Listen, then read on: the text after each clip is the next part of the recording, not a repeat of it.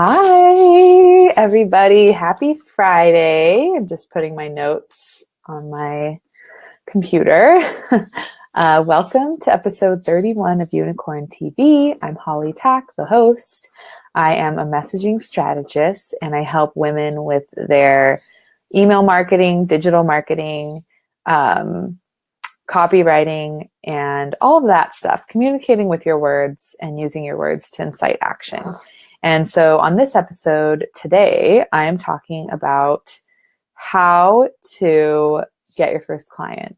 So I'm just going to wait, not first client, your next client, excuse me. So whether you have gotten clients or not, you can use this info. So I'm just going to wait a minute. We have a couple people on, so let me know where you're joining on live from. Hi, Joanne. Nice to see you. I really don't like how I can see that, like out the switch for the light. Impressa, cool. Tell me, you guys, Joanne and Impressa, did you guys get the email, and is that why you're on live? Because I'm wondering if that worked, basically. So let me know. Yeah, I'm excited too, Joanne, from across the pond, extra across the pond, because I'm in California. So I have to go across the whole country and the whole ocean to get to you.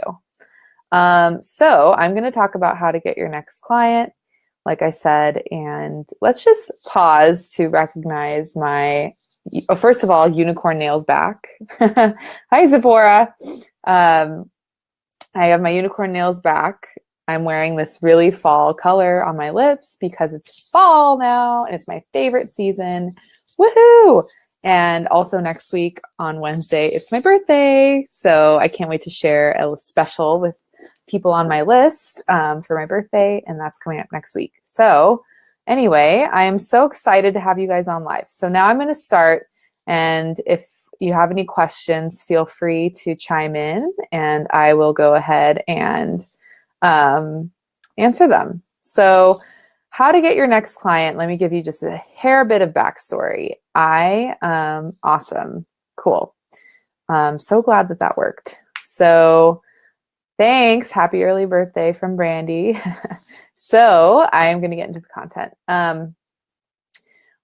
When I had my business, I did a little bit of Facebook ads at the very beginning, and I built my list to 300 people, which is fairly small, but it's something, right? It's not zero. And so I had this, and I basically wasn't using it at all. Tell me. I know Brandy has more than 300 on her list. So basically I had to do a few things and realize a few things to actually get my list to start to sell to my list, to get clients from my list. And so I'm going to talk about that today. And this stuff applies in general too, to just how you can make an impact with whatever media channels you have. I'm actually in process of getting certified for email marketing. So that's why I'm focusing on the email list, because I really, really think that you're doing yourself a disservice. I'm just going to say it. If you're trying to have a business without building your email list and you're just relying on social media, I think it's a risky, I don't want to say it's a mistake, but it's risky.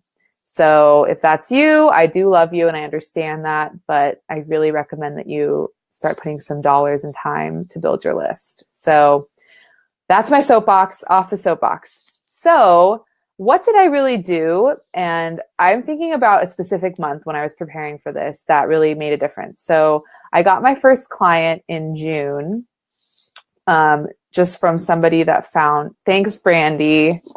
So social proof from Brandy here. You need to have an email list. It's so true.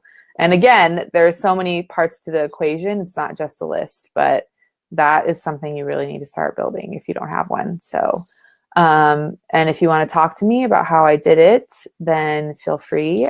Just PM me and I'm happy to talk to you about it. But and Brandy also did summits to build ours. So good, Joanne. I had 300, not that much more. And I was able to use that to build a client base when I was first starting out. So that's fine. That's definitely awesome. Okay, so here's the steps. I have 3 things I did.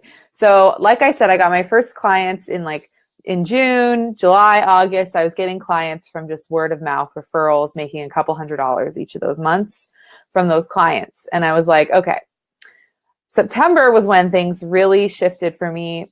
If you look at like the by the month numbers, where I made $2,000. So I made multiple 4 figures, if you want to say that. Ooh. And how did that happen, right? So this is the 3 steps, that you can do to get your next client. And I'm going to be continuing to refer back to having a list because I think it's that important.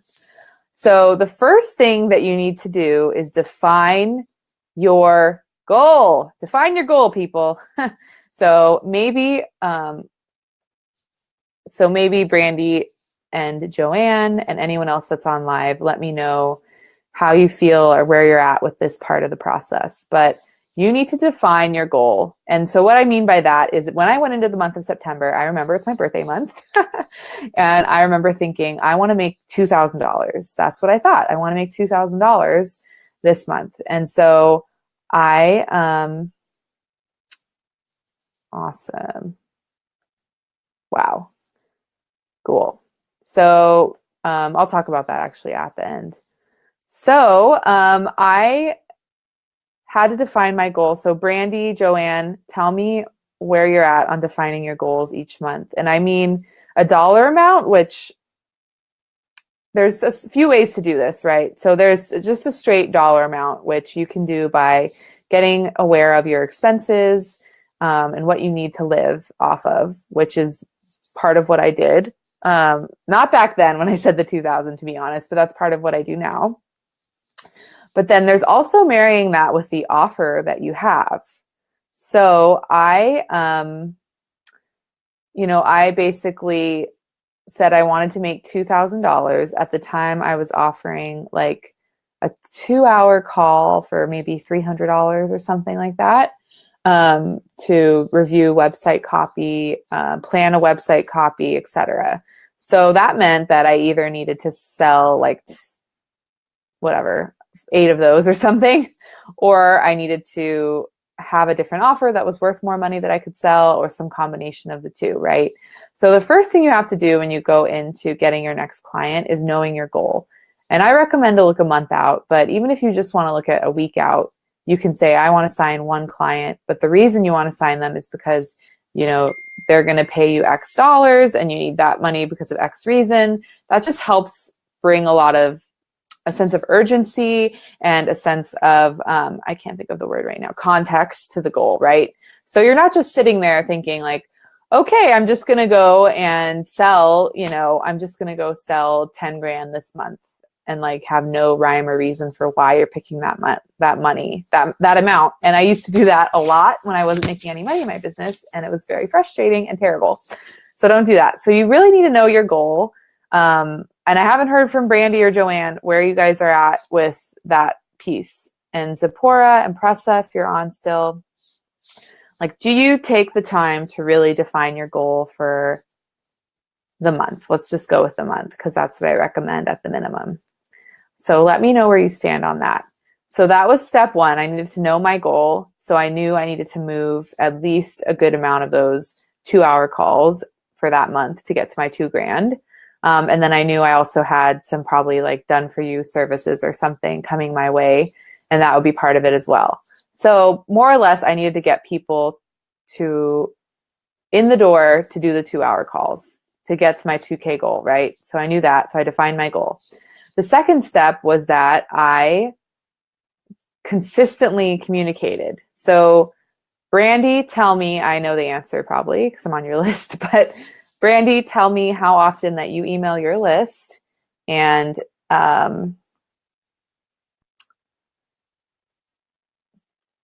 good.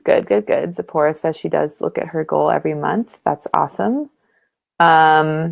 Joanne, let me know how often you email your list. Brandy, let me know how often. And Pressa, Zipporah, but if you're emailing your list, let me know how often.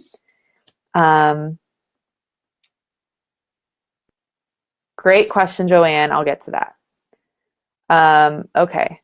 So I highly recommend to email your list 2 to 3 times a week at a bare minimum. Um, so at least 2 times, and you can do 3 sometimes, and sometimes I do more, right? Sometimes I am doing a webinar or something like that, and I email them more people more frequently so they can register and know about it. And here's the thing. So Joanne actually asked, let me awesome, Sephora, 2 to 3 times a week. Great, that's awesome. So Joanne, what is there anything that stops you from emailing more than once a week? Let me know. I'm curious because then I can actually help you specifically. So you want to be doing it 2 to 3 times a week, right? And so all these steps work together. Okay, good question. I'll get to that. Hopefully it's Janine. Hopefully I'm saying that right. So I'll get to that. So 2 to 3 times a week, and that is what I recommend. So I got consistent with that. I was emailing them 2 to 3 times a week. I wasn't saying in every single email, like, buy my program, buy this call, buy this call, buy this call. But sometimes I was, right? And sometimes I was just engaging and talking to them. And what really happened with this process when I started to take it seriously was I learned how to communicate better with my list. I learned what they liked, what they were responsive to. I learned how to write in a way that incited them to take action. And so I got better generally at sending the emails and like what I said in them, making the process faster, all of that stuff. So those are all side benefits as well as me being in their faces, so to speak. So, okay.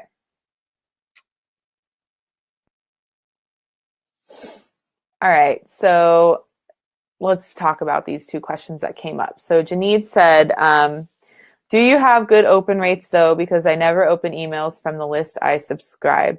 Janed. Okay. Janed. Got it. Janed. Okay. Thank you for telling me. So, my open rates, I recommend for open rate, I'm actually going to go into this in my group after this at 12:30 in detail. But for open rates, recommend to be getting at least 15%. I am getting I tend to get around like between 13 to 19% personally. That's just how it is. I send an email out for a client who has 6,500 people on her list, and they got like 19% for that email. So if you're having issues with open rate, and I'll just be honest with you guys, I had one earlier this week that I got 9%. So that open rate, if you're having issues with that, is a subject line thing, and it's not as much a frequency thing, I don't think. Or I would say that it's not a frequency. It's not because I'm sending so many emails, because that would imply that people are keeping tabs, and I don't think that they do. So open rates, you want to shoot for 15% at a minimum, and I tend to get that even with frequent emails to my list. And if you never open the emails, then, there are people who are opening them, right? So that's just, you're one of those people that aren't opening them, I guess. So, you're one of the 80% of other people that are missing it. One thing you can do as well to increase your open rate that I also do is I resend the emails to the unopened. So anyone that doesn't open it, I basically resend it to them with a different subject line. And I tend to get 5% more people on top of the original send reading it. And honestly, it's fine. So that does mean that somebody gets it twice, and they could see that I sent the same thing twice with different subjects, but whatever. One of my coaches did that to me recently, and I didn't care. So, I think if somebody's going to unsubscribe, they're going to do it anyway.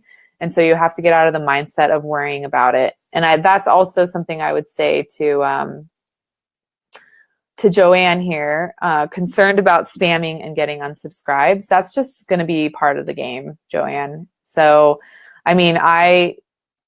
my list in the past, since my summit, has decreased by 400 people. So that's just how it is. And I haven't been really doing anything to add, right?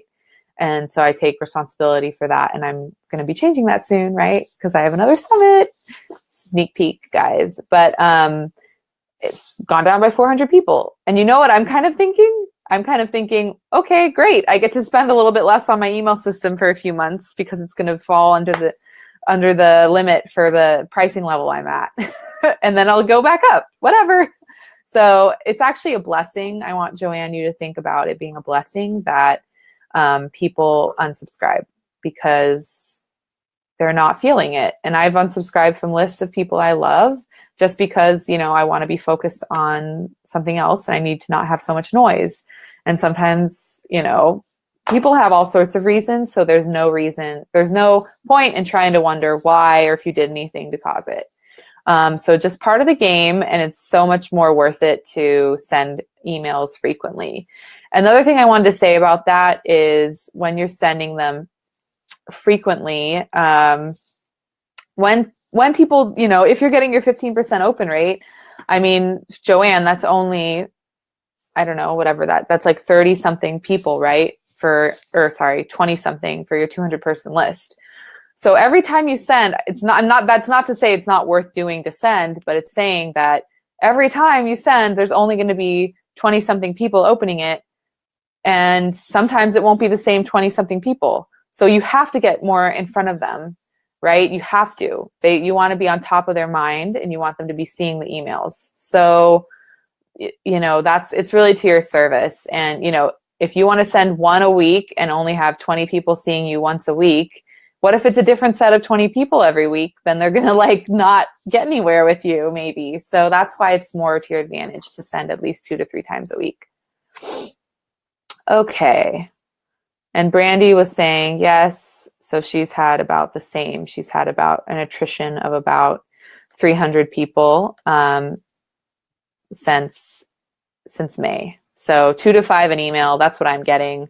I mean, if you're, obviously you scale that up, right? So once you know, Brandy has a 5,000 person list, she's going to be getting like 10 to 15 of email maybe. So that's it. And they're totally fine. They probably weren't going to buy or whatever, and they can always rejoin if they want to. And I've done that too myself. So just think about yourself. And it's totally fine.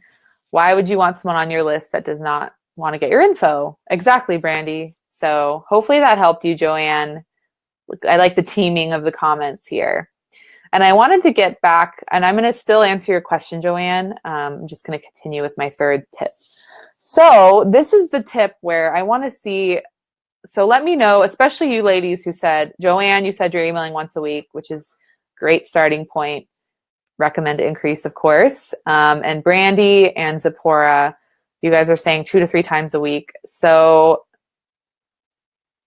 what's happening, right? So are you inviting them to take another step? Are you giving them a good, clear call to action? Let me know what's going on with you. But that's the third piece. So the third piece is to actually invite them to do something. Maybe it's just to reply back. Maybe it is to book a call with you. Maybe it's to click, just to click to see a blog post instead of sharing it in the email copy. Teaching them to click to see something actually is great training for your list because it teaches them they need to click to buy too down the line, or click to book. So just getting them used to clicking in the emails is good too. So that's the thing. So what are you actually doing for calling to action, Brandy and Zipporah? And especially Zipporah, tell me how's it going, because you were saying that you do get clear on your goal every month and you do email 2 to 3 times a week. So are you setting up a call to action? Are you getting the results that you want from your emails? If you're still on, let me know. And then Brandy, if you're on, let me know. So that's that's literally what I did to make the $2,000 in September and to get a client from my list. So it involved really knowing my goal and how it tied to my offer, and maybe changing your offer if it's like Joanne, for example. I mean, I don't know what you're selling and how much, but you do have a smaller amount of people on your list. So the thought of getting even like 100 people to buy something when you have 200 on your list is pretty unlikely statistically. So you would want to actually make sure you had a higher price point offer, that you only had to sell to less people, that kind of a thing, to see if it would support your goals. Awesome, Joanne. So Joanne had 2 free calls on her last, and they were snagged. Well, I recommend, so the thing that was awesome, so this is actually a really great example, Joanne, thanks for sharing. Adding that sense of urgency, even though frankly, if more than 2 people reached out, I would recommend that you take the calls anyway, but you add that sense of urgency, like there's only 2 spots. That's awesome. That's the perfect way to do a call to action to actually get them to take the action. And I'm actually going to be talking more about this at 12:30 in the Unicorn Facebook group if you want to join me. But I'm going to be talking in that group about email metrics, how to interpret them, and where you want to be with your email metrics and what you can tweak if you're not there. So let me just go through the 3 steps again. We're defining your goal, getting consistent, and making sure you have a clear call to action, a sense of urgency to invite them to the next step. If you're even just asking them to reply to you, you engage with them, some back and forth. Maybe I usually find in that case, I'll back and forth with somebody for a couple messages, and then it'll be a natural invite to book the call with them. So those are the 3 steps. I want to get just back to Joanne's question really quick. So Joanne was saying she has a Facebook group of 4,000, but the email list is 200. So tell me, Joanne, what have you already done to help resolve this? Have you done anything yet? So let me know, because the first suggestion would be just give them you have to do more things that require them to opt in, basically. And so there's several different things you could do, right? If you haven't surveyed them to see stuff about them, like a survey, that's one way. You can collect emails in there and just tell them like it's going to be put on your list. You can do more trainings, like webinar type of a thing, something that they have to register to get the information to join, right? So if you're doing a lot of Facebook Lives, maybe switch away from doing that and do it in a webinar format that they have to sign up for, and advertise that in the group. Any free offers that you have, freebies, put that in the group. You could do a Facebook Live in the group if you're doing that, or do something in the group like a post or whatever you're normally doing, but include some kind of free thing like a free PDF or a free audio or something with it, and have them need to opt in for that goes along with the content. So let me know what you're already doing, but those are some of the things that you basically just have to keep requiring them to sign up for things and advertising those things in the group, right? So the webinars, free gifts, promotions, etc. So you have maybe doing a survey, like I said.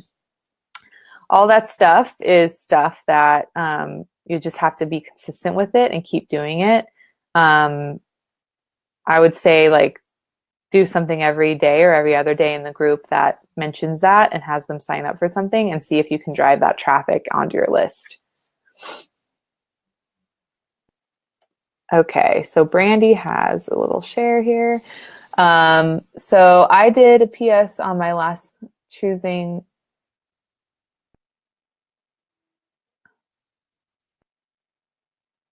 That's a great PS. So a great way to get them to take an action too, get people reading your emails to take action, is to have that tone of it's your choice, but why would you not choose this? Or that kind of a thing. Or just, don't sell out on yourself one more time. Just do this thing, click this link, whatever. So Brandy did that great here. Said, P.S. Today you have a choice to choose that you are going to master the inner game of money. Will you take it? It's free. And then there was a link to join this thing she was promoting. So putting people in the driver's seat of it being a choice, not only it feels better, even for me as the writer, to do that, but it also tends to be more effective because people like to feel like they're choosing, even if you're influencing them. And, we never can control people, but we can influence them. And so that's one way to do it, where you are still making it seem like it is their choice. And you're just saying that it's your choice, but like, why wouldn't you do it? Come on. Like, it's whatever. It's a free call or free this or that or whatever. So Janed liked that. Good job, Brandy. Cool. What's your story, Janed? I have about 2 more minutes. Anything that I can help you with? Any last final questions? Right now is the time, because I do need to drop immediately at 12:30, and I'm going over to my group, Unleash Your Inner Unicorn, to talk about email metrics in more depth. It'll probably be like a 15-minute broadcast, but I'm going to talk about how to interpret them, where you should be at, and what you need to tweak if you're not hitting those marks. So I am not seeing any more questions. I'm just going to wait a couple minutes, but thank you guys. Thank you, ladies. Sorry so much for being on live. It was way more fun to be interactive. I don't know about y'all, but I've always done lives and there's usually not a lot of people on them. So I'm really happy. And I think that I'll definitely continue emailing when I'm doing a live, because that seemed to work for you guys. So that was awesome. Let me know any last questions, what you got out of this.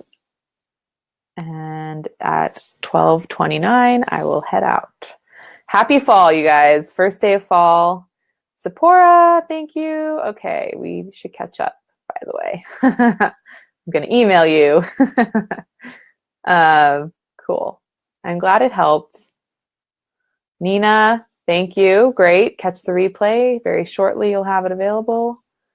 Cool. All right, you guys. I'm going to head off. Thanks for all the thanks. If there's anything you want me to cover in the future, let me know. Sorry, I felt like a little bit unfocused at the beginning, but I had notes too. I don't know why I was a little bit unfocused, but I think I was like so shocked to get so many comments and have people on live, it's exciting. All right. So join me over in the group if you want to hear about email metrics and how to interpret them. All right. Peace out. Happy Friday.